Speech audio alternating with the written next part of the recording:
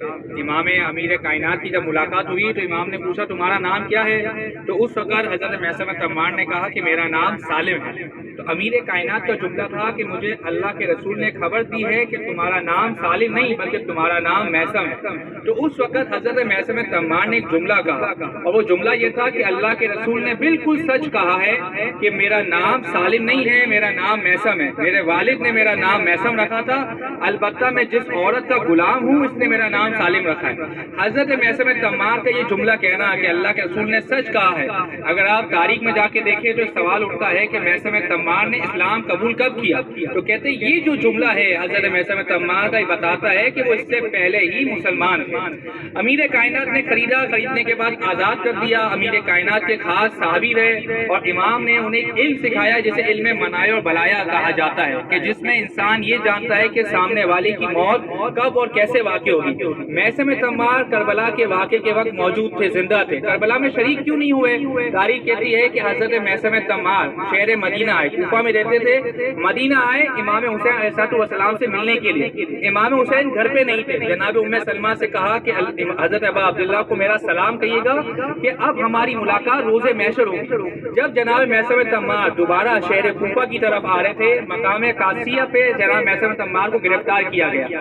اسی قید خانے میں مختار ثقفی موجود ہے، میثم تمار بھی موجود ہے۔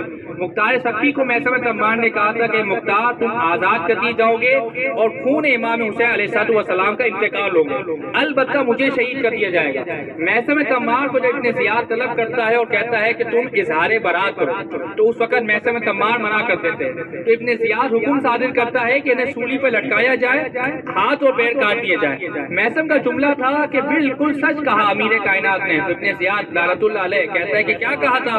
کہ میرے علی نے مجھے خبر دی تھی کہ بنو امیہ جب تجھے طلب کرے گی اور تو اظہار برات کرے گا تو تجھے سولی پہ لٹکایا جائے گا، ہاتھ اور پیر کاٹ دیے جائیں گے، یہاں تک کہ زبان کھچوائی جائے گی اور تو اسی حالت میں شہادت ہو جائے گی۔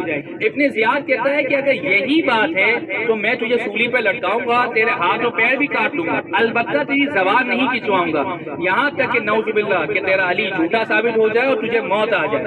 عمر ابن حارث یا عمر ابن حریث ایک شخص گزرا ہے تاریخ میں، منافق ترین انسان۔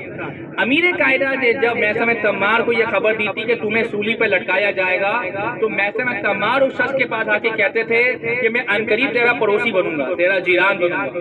وہ عمر ابن حریث کہتا ہے کہ مجھے لگتا تھا کہ شاید میثم میرے گھر کے پڑوس میں کوئی گھر لینے والے ہیں، اس لیے وہ کہہ رہے ہیں، لیکن میں نے جب دیکھا ابن زیاد نے انہیں جس سولی پہ لٹکایا تھا وہ درخت بالکل میرے گھر کے برابر میں تھا۔ سولی پہ لٹکایا گیا، ہاتھ اور پیر کاٹ دیے گئے۔ میثم تمار نے امیر کائنات کے وہ فضائل پڑھنا شروع کیے جو عام الناس میں کسی کو معلوم نہ تھے۔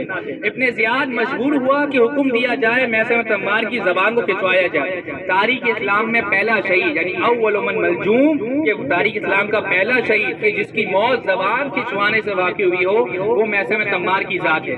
ابھی آپ اجتماعی ذات پڑھیں گے، اس کے بعد اندر جا کے 2 رکعت نماز پڑھیں، میثم تمار کو ہدیہ کریں۔ ایک وظیفہ یا ایک عمل علماء کرام فرماتے ہیں کہ آپ کے جسم کے کسی بھی حصے میں اگر درد ہو تو اپنے جسم کے اس حصے کو میثم تمار کی ذریعے سے مس کریں، خدا تعالیٰ میثم تمار کے صدقے میں آپ کو شفا عطا فرمائے۔ بر محمد و آل محمد صلی اللہ علیہ وسلم۔